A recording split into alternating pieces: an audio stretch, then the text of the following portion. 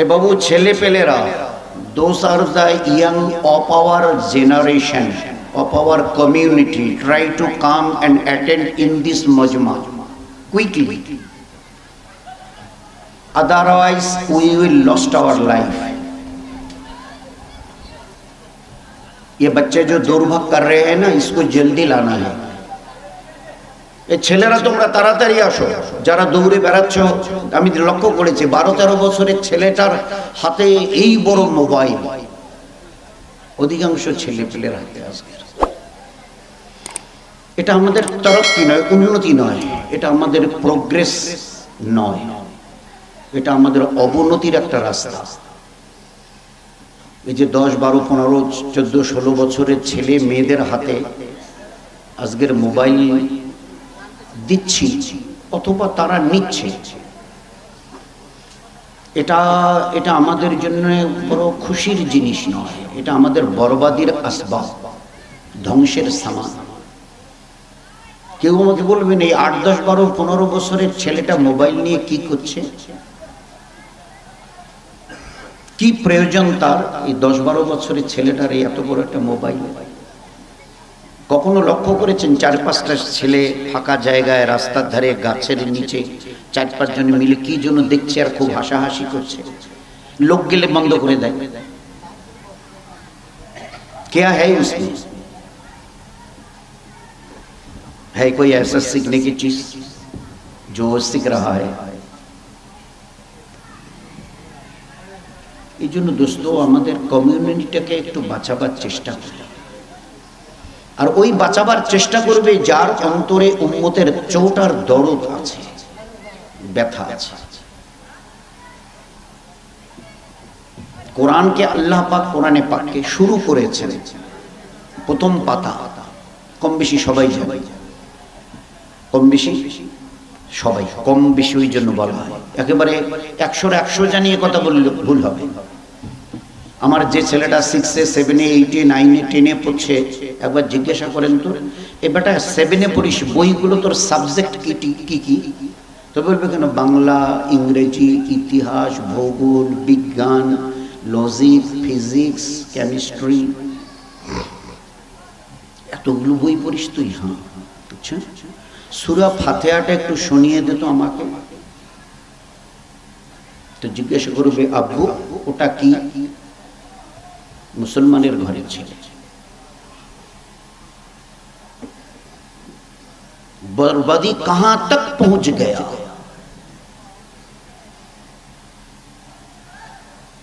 ধ্বংস কতটা, মানে কতটা নিচে চলে গেছে।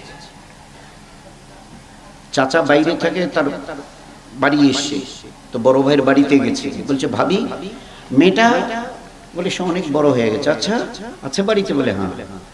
কি করছে? বলে কলেজে পড়ছে। তো বলে একটু দেখে দাও না ভাবি, অনেকদিন দেখিনি। তো দেখে অনেক বড় হয়ে গেছে। বলছে হ্যাঁ রে মা, কি করছিস? বলে কলেজে বিএ অনার্স নিয়ে পড়ছি, ইংলিশ বিএ, ইংলিশে অনার্স নিয়ে পড়ছি, 2nd ইয়ারে। বলছে বাবা বাবা, খুব ভালো করে পড়ে।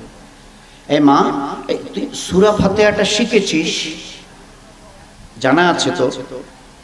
তো ওর মা পাশে বসা ছিল, মাকে জিজ্ঞাসা করছে, আম্মু চাচা নিয়ে সূরা ফাতিহা বলছে, ওটা কি? Can you imagine it? ভাবতে পারি? Physics, logic, doctor, engineer, professor, editor, director, governor, minister হতে ইসলামে কোথাও মানা নেই। কিন্তু সবার আগে তুমি খাঁটি মুসলমান হও, দিনদার হও, ঈমানওয়ালা হও, ঈমানওয়ালি বনো, তারপরে যা কিছু হতে চাও, যত নর আর টর আছে হও, কোনো মানা নেই। কিন্তু তার আগে তোমার জীবনটাকে শুধরে নাও।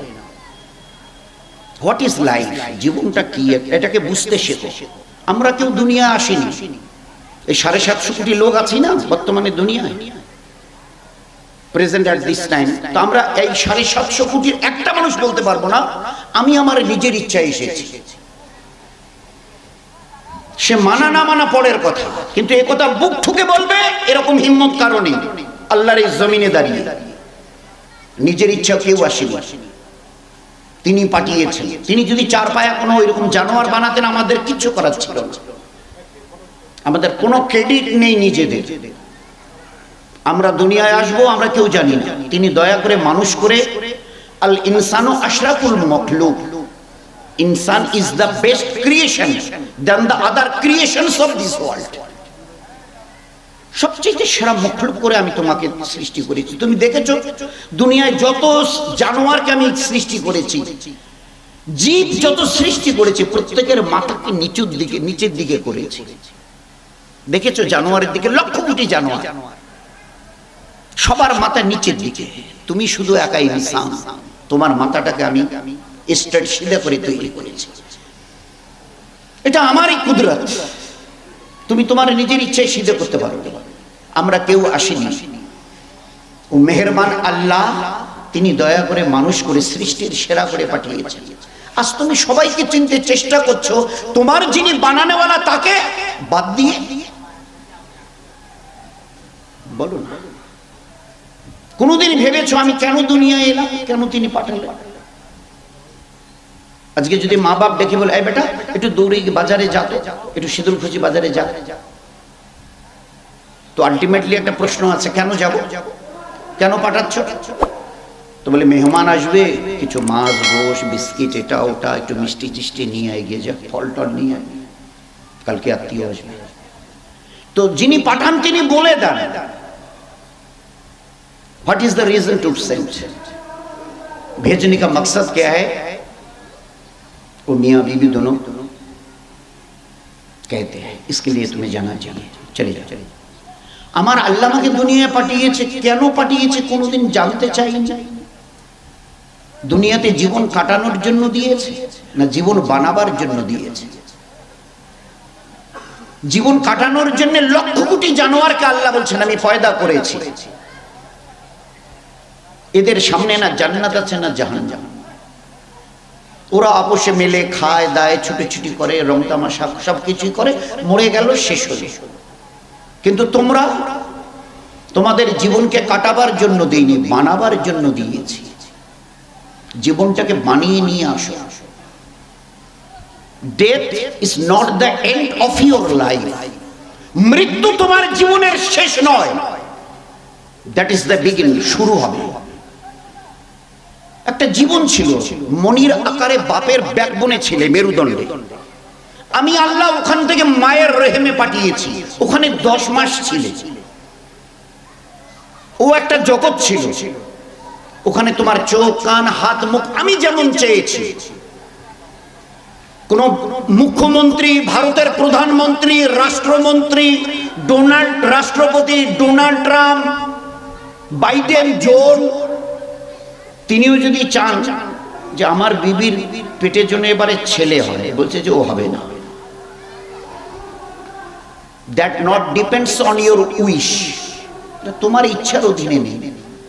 আমি যা চাইবো, ওয়াল্লাযী ইউসাবিরুকুম ফিল আরহামে কাইফা ইয়াশা, আমি মায়ের বাচ্চা জানিতে যা চাইবো, ছেলে তো ছেলে, মেয়ে তো মেয়ে, কালো তো কালো, ফর্সা তো ফর্সা, লম্বা চেহারার তো লম্বা, বেটে তো বেটে, যা চাইবো। 10 আঙ্গুলওয়ালা তো 10 আঙ্গুল। আমি যদি 8 আঙ্গুলওয়ালা বানাতে চাই, পৃথিবীর এমন কোন মডার্ন টেকনোলজি নেই যে তার 10টা আঙ্গুল তৈরি করে। ভেবেছো কোনোদিন আমার কথা? একটা সংকীর্ণ মায়ের রাস্তা দিয়ে আমি তোমাকে বার করে এনেছি, 10 মাস ওখানে তোমার বডি বিল্ড করে, ফের 120 দিন যেদিন কাটায় কাটায় পূর্ণ হয়েছে। কোরআন বলছে, আল কোরআন, একজন নির্দিষ্ট ফেরেশতাকে দিয়ে ওই বাচ্চার মধ্যে আমি রূহ দিই, লাইফ।